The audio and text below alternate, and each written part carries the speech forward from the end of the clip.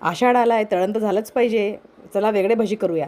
शिल्लक असलेले पोहे आणि शिड्या पोळ्या या दोघांपासून मी काहीतरी एक नवीन प्रकार बनवलेला आहे. तुम्ही घरी नक्की ट्राय करा. इथे मी 2 शिड्या पोळ्या घेतलेल्या होत्या, त्यांना मिक्सरमधनं बारीक केलं आहे. वाटीभर पोहे होते, त्याला मिक्सरमधून बारीक केलं आहे. मीठ घेतलं आहे, हळद घेतली, तिखट घेतलेलं आहे, कसुरी मेथी घेतलेली, गरम मसाला आणि त्यानंतर घेतला आहे चाट मसाला. त्यानंतर थोडंसं त्याला असं एक टेक्स्चर यावं म्हणून मी इथे घेतलेलं आहे थोडं 2 चमचे बेसनचं पीठ आणि तांदळाचं पीठ कुरकुरीतपणा येण्यासाठी. आणि या सगळ्यांना असं व्यवस्थित पाणी टाकून मिक्स करून घ्यायचं आणि त्याच्यानंतर छान गरमागरम भजे तळायचे. आता अन्न वाया घालण्यापेक्षा काहीतरी एक नवीन कलाकृती करून बघायला यालासुद्धा खूप छान कला लागते. हे स्किल असलं पाहिजे आणि हे गृहिणीमध्ये असतं.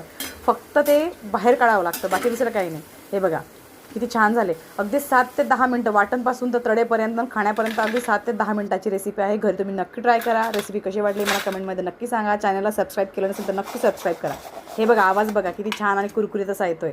आता मी तुम्हाला दाखवते आतून बघा किती छान झालेलं आहे आणि खाण्याला बघितला आवाज.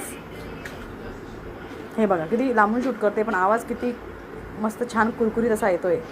टेस्टला पण खूप छान लागतात. माझे मिस्टर आणि माझे मुलं तर विचारत होते तू कशापासून बनवलं, कसले भजे. त्यांना तर आधी मुगाच्या डाळीचे भजे वाटले होते. हे इतके छान, ते म्हणजे मुगाच्या डाळीचे पण एवढे कुरकुरीत नसतात, पण हे भजे खूप छान लागतात, टेस्टी आहेत. तुम्ही पण घरी नक्की ट्राय करा. तोपर्यंत खात राहा, खुश राहा.